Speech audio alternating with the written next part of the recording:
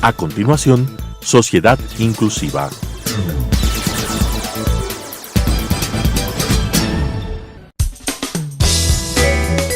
Clasificación A. Apto para todo público.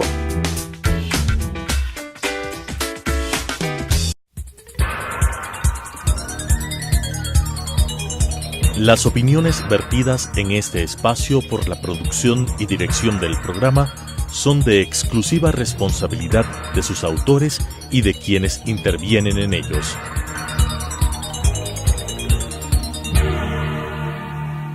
Telesucesos Canal 29 UHF presenta Sociedad Inclusiva, generando entornos accesibles para todas las personas a través de consejos, casos reales y herramientas que nos permitan eliminar las barreras en la sociedad y nos ayuden a desarrollar la salud emocional en nuestra comunidad, con la conducción de Gabriela Villagómez.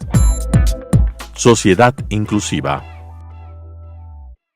Bienvenidos nuevamente a nuestro programa Sociedad Inclusiva, a esta segunda parte que vamos a tratar el tema de investigación sobre el autismo aquí en el Ecuador. Aquí en este momento nos sigue acompañando Catalina López, directora de salud de la Universidad Andina Simón Bolívar, y María Elena Sandoval, que es docente investigadora de la Universidad Andina Simón Bolívar. Bienvenida María Elena, ¿cómo está? Muchas gracias. Muchas gracias por esta oportunidad que tenemos de contar así al público en general las cosas que estamos haciendo en autismo. Y nos da mucho gusto contar que ahora estamos haciendo un montón de cosas. Hace algunos años teníamos que decir, hay tanto que hacer, ojalá tengamos la oportunidad de hacer.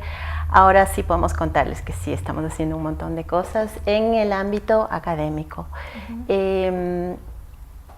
Por ejemplo, yo he participado hasta hace poco en una investigación con un grupo de varias universidades, la UTE, la San Francisco, la UTLA, la Andina, en una investigación sobre la microbiota intestinal en el autismo.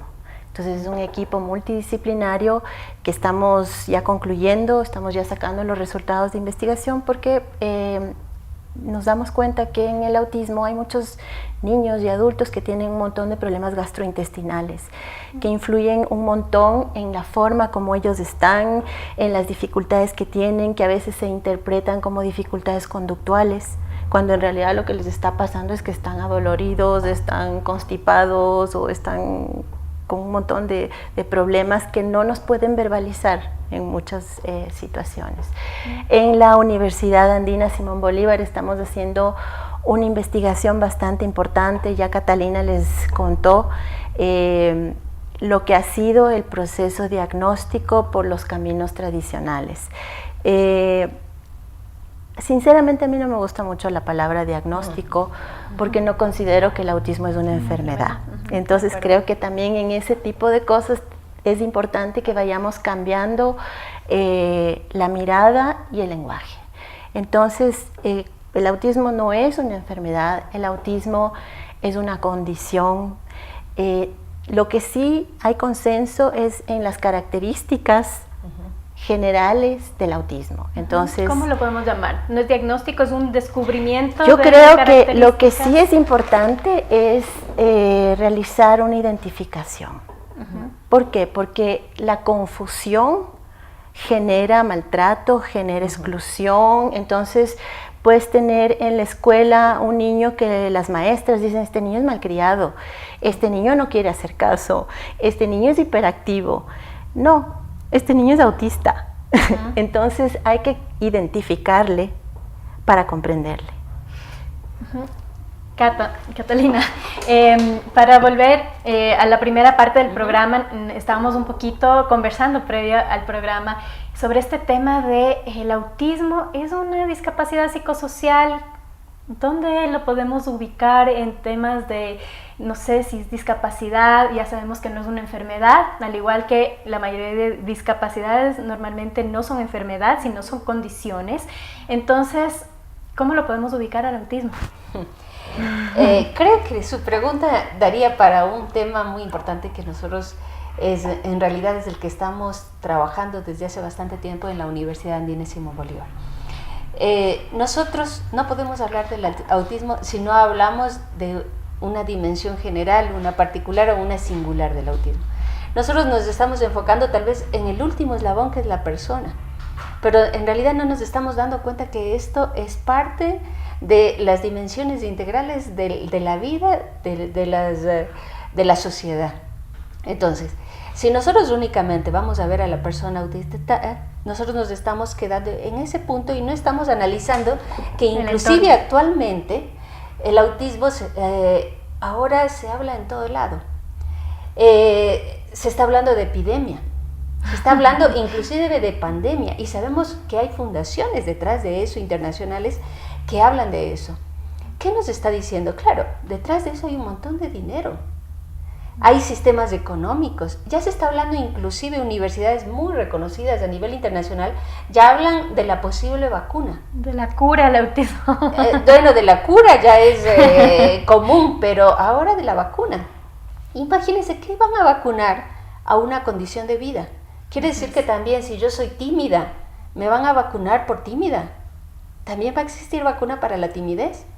Entonces, nosotros no podemos hablar del autismo descontextualizadamente. Nosotros tenemos que tomar en cuenta que el autismo está dentro de un sistema económico, político, que quiere hacernos pensar una cosa específica del autismo.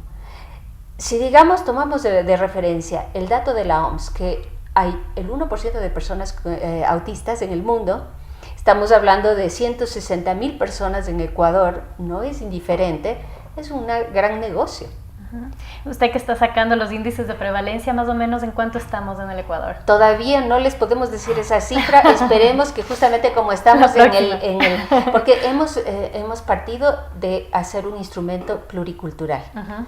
Pluricultural digo porque hemos hecho un proceso tan complejo y tan amplio a nivel de país, y de verdad ahí tengo que ser reconocida no solamente a PADA, sino al CONADIS, con quienes estamos trabajando de la mano para hacer este proceso, al MINEDU, al Ministerio de Educación, y a todos sus UDAI que a nivel de país están trabajando en este proceso, al Ministerio de Salud Pública, especialmente ahí tengo que decir, el área de discapacidad está trabajando, estamos trabajando, o sea, es una experiencia para mí fascinante el que la sociedad civil, la academia, todos estemos trabajando en conjunto para poder evidenciar que dentro del autismo se crean conceptos también para ganancias económicas.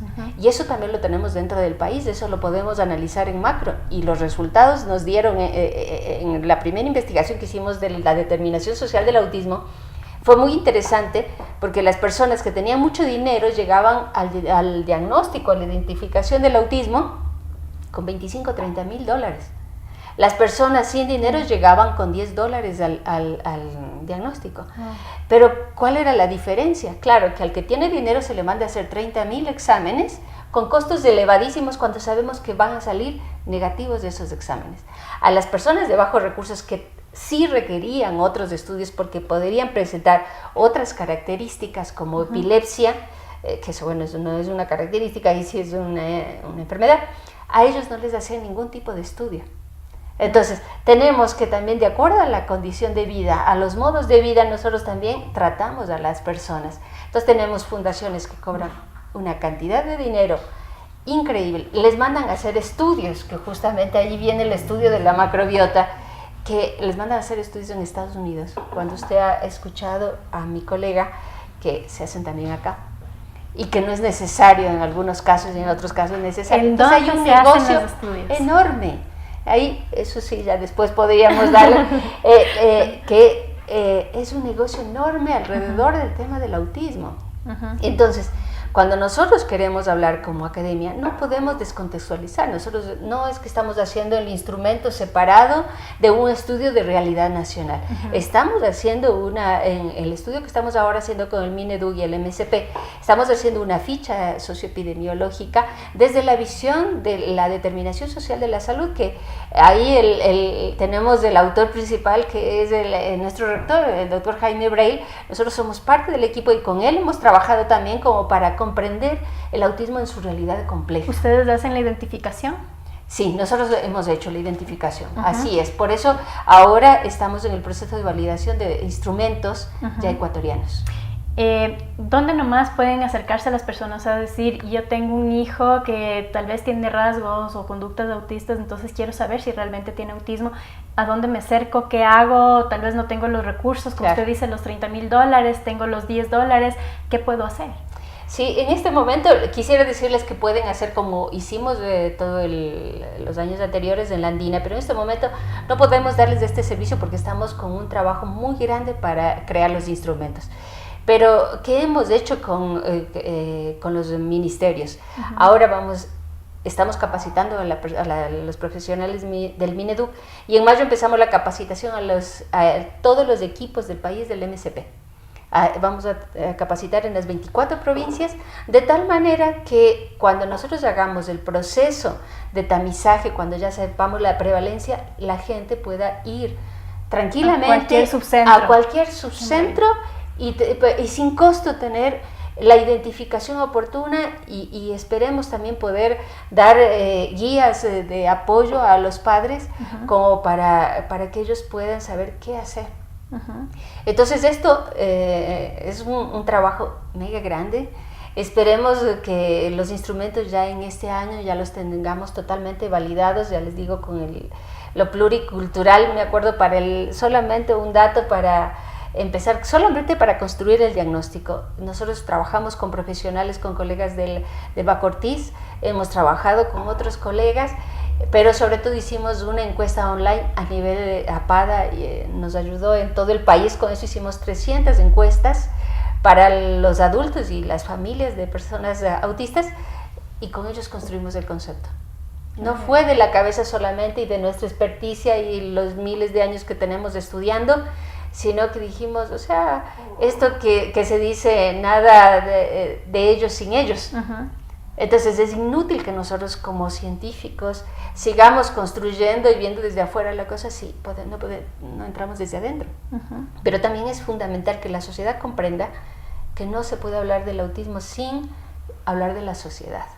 Por eso digo, no puedo decir que el niño o la persona autista no se comunica, es la sociedad que no se comunica.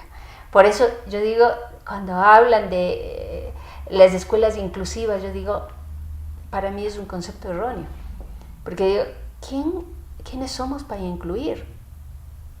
Si la sociedad es de todos. Sociedad inclusiva, sí, estoy de acuerdo, pero que sea una escuela inclusiva, o sea, si incluimos a todos, pero actualmente, ¿qué se considera? Los normales incluyen a los anormales. Perdóneme, es un concepto retrógrado e incorrecto, porque todos somos distintos. Gaby, usted, yo, María Elena, no somos ningunas iguales. Entonces, ¿quién incluye a quién?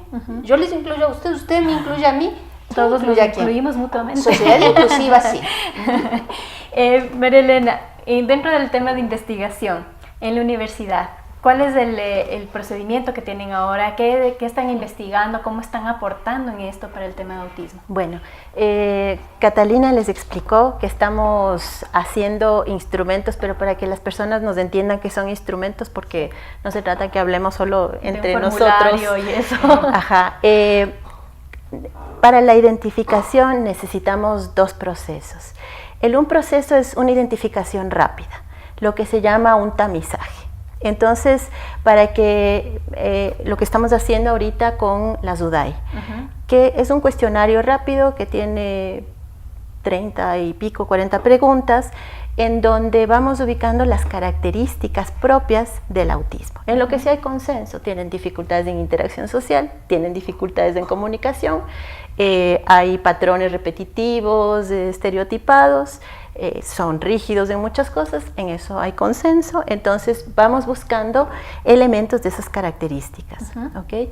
Entonces el tamizaje es eso, es un cuestionario rápido donde decimos ¿hay signos de alarma o no hay signos de alarma?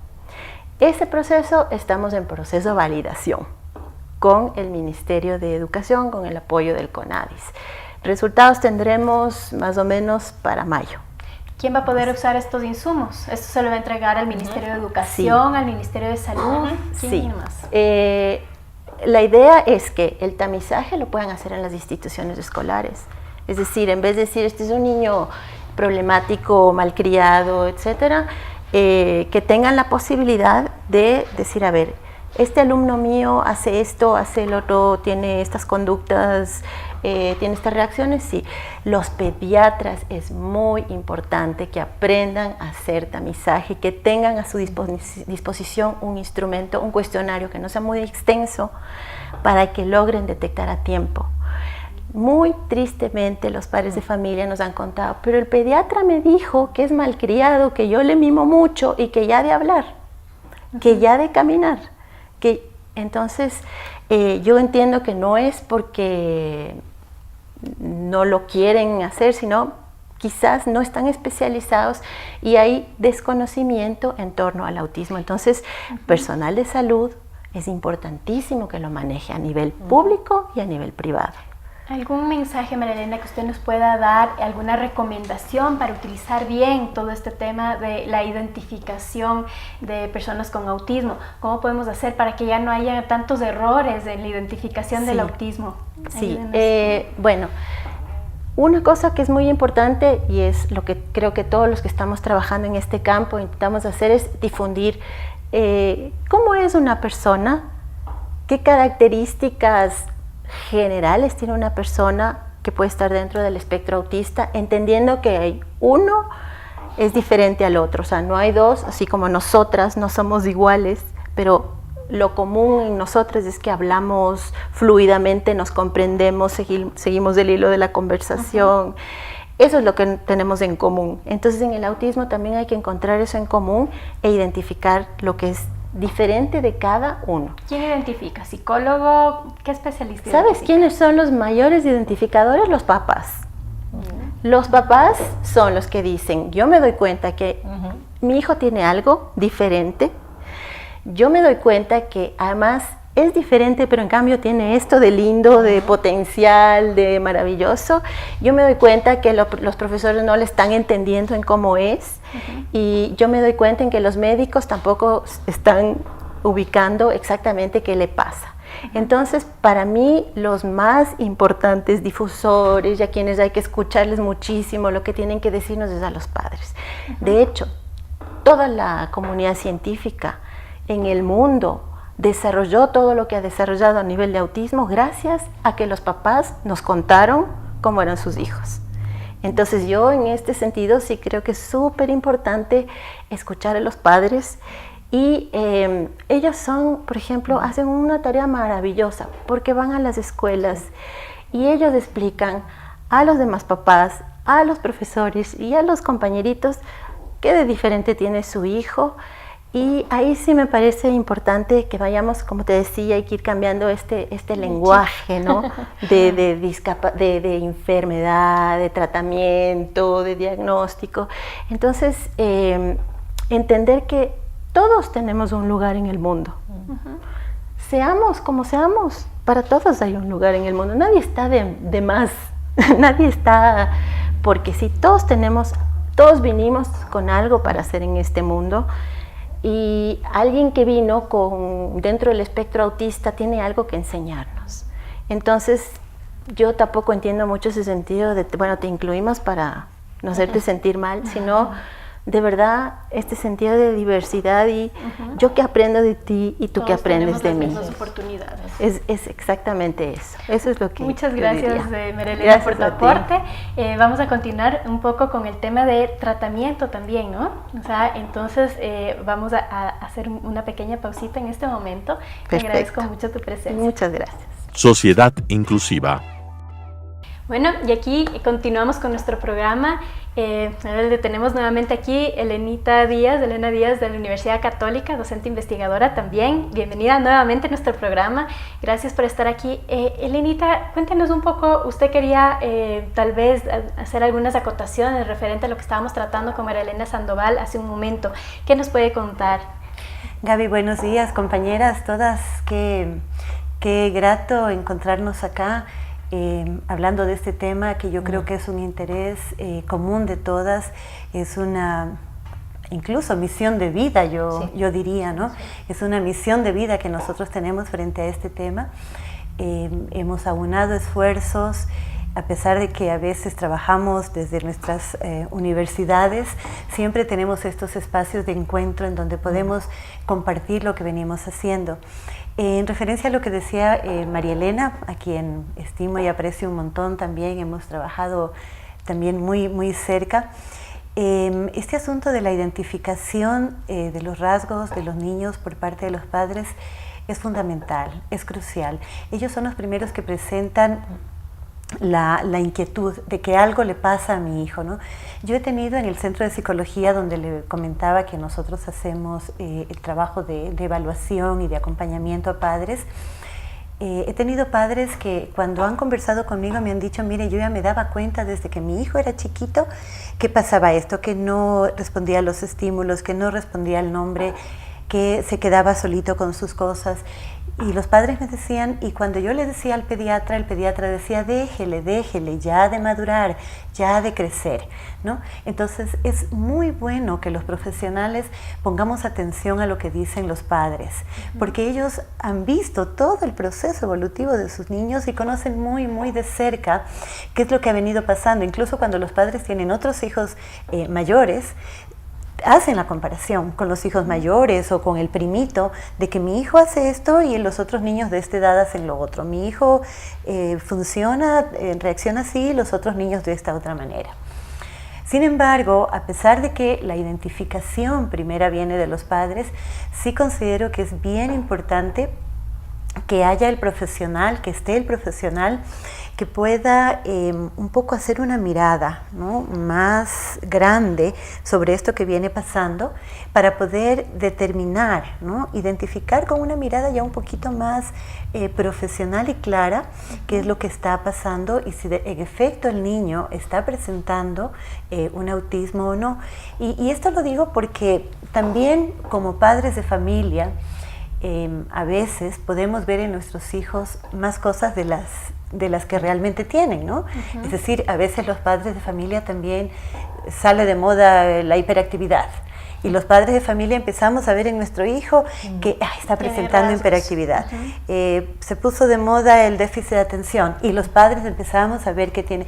Y a veces los padres podemos llegar, y me incluyo porque yo también soy madre de familia, los padres podemos llegar a etiquetar a los hijos con cosas que realmente no tienen. Entonces, aquí hay dos puntos importantes, ¿no? Importantes en mi opinión. Por un lado, escuchar muchísimo a los padres, la identificación preliminar que ellos hacen, pero la segunda parte, como profesionales, nosotros poder orientar, guiar, mirar en contexto esto que viene pasando, dar un seguimiento del desarrollo para poder clarificar estas cosas o esta mirada de los padres. O sea, ahí podríamos ver, por ejemplo, en las etapas de desarrollo, que es lo que hablábamos en el programa anterior, ahí Cata también nos puede acotar en esto, el tema de las etapas de desarrollo, que hay estos delays que hablábamos, ¿no es cierto? ¿Por qué? Porque personas con autismo, personas autistas, no es que son menos inteligentes, sino que tienen algunos delays en su desarrollo que en cambio en otras etapas o en otras características de ellos no tienen estos delays, sino más bien todo lo contrario, pueden ser mucho más avanzados que otras personas. Entonces, por eso hay que tener mucho ojo y mucho cuidado. Y como dice Elenita, muchas gracias, su acotación, ir de la mano con el trabajo de los padres y el trabajo de los profesionales. Por eso me interesaba mucho saber a qué profesionales podemos acudir, porque hay ese temor también de parte de los padres. Bueno, yo les llevo donde el pediatra, pero el pediatra tal vez me está diciendo que no, que ya va a madurar. Les llevo donde el psicólogo, pero el psicólogo me dice que tal vez sí tiene autismo, cuando realmente tiene una conducta autista y no es un autismo. Y los padres de familia entran en este conflicto de, y ahora no sé qué tiene mi hijo. Entonces sí es súper importante. Qué pena, ahorita no vamos a poder hacer todo el tema del tratamiento, pero sí quisiera que tanto Elena como Catalina nos den un poquito de esta orientación para concluir este programa. ¿Cómo podemos hacer para que los padres de familia ya se sientan tranquilos? Ahora ya se está haciendo todo este tipo de investigaciones desde las universidades. Elenita, de parte del Centro de Psicología Aplicada de la Católica, ¿qué les podemos brindar para que ellos tengan esa seguridad de que yo voy allá y me van a ayudar? Catalina, desde la Universidad Andina Simón Bolívar o desde cualquier etapa o institución, ¿cómo podemos ayudar a estos padres de familia para que estén tranquilos de que sus hijos van a estar bien, bueno, ya no diagnosticados, ahora sabemos que es un tema de evaluación para identificación de los rasgos de sus niños y cómo los podemos ayudar? Elenita. Bueno, primero que nada yo sí pediría a los padres de familia. Yo sé que esto, el ver que el hijo de uno presenta ciertas diferencias puede causar grandes niveles de ansiedad, ¿no?, en los padres, pero padres que lo tomen, como decía Ivonne hace un momento, con un poco más de tranquilidad, pensando que bueno, son diversidades del desarrollo que se presentan. Sí nos puede también ayudar a los profesionales en el campo, ¿no? Muchas veces yo recibo padres de familia en el centro de psicología que me dicen, quiero que en este momento, con esto que usted va a hacer, me diga si mi hijo es o no autista. Y esto no es así tan simple como lo dijo Catalina hace un rato. Son niños que están en procesos de desarrollo, en procesos de crecimiento. Pueden presentarse algunas conductas sobre las cuales tal vez podemos empezar a trabajar para ver cómo evoluciona y hacer un seguimiento permanente para ver cómo vamos, ¿no? Hay otros niños en los que sí, hacer una identificación de rasgos, una evaluación, es mucho más fácil, sobre todo cuando el problema, como habíamos dicho la vez anterior, es severo. Pero cuando estamos hablando de problemas ligeros, por llamarle problemas, ¿no?, de rasgos ligeros, no podemos esperar que el profesional tácitamente y rápidamente pueda dar un diagnóstico, que es lo que esperan los padres, porque a veces estamos etiquetando a los niños, etiquetando, poniéndoles un nombre allí con el que seguramente van a tener que cargar mucho tiempo en su vida. Entonces es mucho mejor tener esa paciencia de hacer el seguimiento, de hacer el acompañamiento, de ir trabajando sobre las conductas, sobre los comportamientos, los rasgos que se presentan y ir mirando, ¿no? Ir mirando cómo se presenta esta evolución, trabajar con la escuela, trabajar con la familia. Yo trabajo mucho, como le había dicho Gaby, desde lo que es la parte de relaciones vinculares. Este es un tema que a mí me gusta bastante y justo hace un rato conversaba con María Elena, y María Elena también está trabajando en el tema de padres de familia, y tenemos todos esos cosas temas bastante vamos a tratarlos ya en otro programa. Ya me obligaron a hacer otro programa porque esto va para largo. Ayúdenos con una conclusión, mi querida Catalina. Yo lo único que le podría decir es que si la sociedad quiere hablar de autismo, está entrando en el tema central de las relaciones. Yo le pediría a la sociedad que si quiere relacionarse con una persona con autista, aprenda a relacionarse con la persona que tiene al lado. Si es capaz de acoger la diversidad del otro, si es capaz de comprender el otro como quiere ser comprendido y no con preconceptos, ahí estará ya trabajando en acoger la diversidad que es el autismo. Y les invitaría nuevamente al evento del 2 de abril para también los padres que tengan dudas, para que escuchen también los datos que les podemos ofrecer, porque como decía muy bien Elenita, nosotros lo hacemos acá porque estamos convencidos de que queremos apoyar a esta población, y también sí, necesitamos también después del apoyo nacional para poder hacer el estudio, para poder decirles, aquí está, hemos estudiado para poder servir. Muchas gracias. Muchas gracias a nuestras queridas invitadas, a las 4 invitadas que hemos tenido en este programa, primera y segunda parte. Por favor, no se pierdan, hagan el seguimiento. También ustedes ya tienen los teléfonos a los que se pueden comunicar con APADA para que les puedan orientar también. Y bueno, ya sabemos, no es un tema de autismo, no es un tema de discapacidad, es un tema de comprensión, paciencia y el poder relacionarnos con los demás sin importar cuáles sean nuestras diferencias. Muchas gracias por acompañarnos nuevamente. Este es su programa Sociedad Inclusiva. Las opiniones vertidas en este espacio por la producción y dirección del programa son de exclusiva responsabilidad de sus autores y de quienes intervienen en ellos.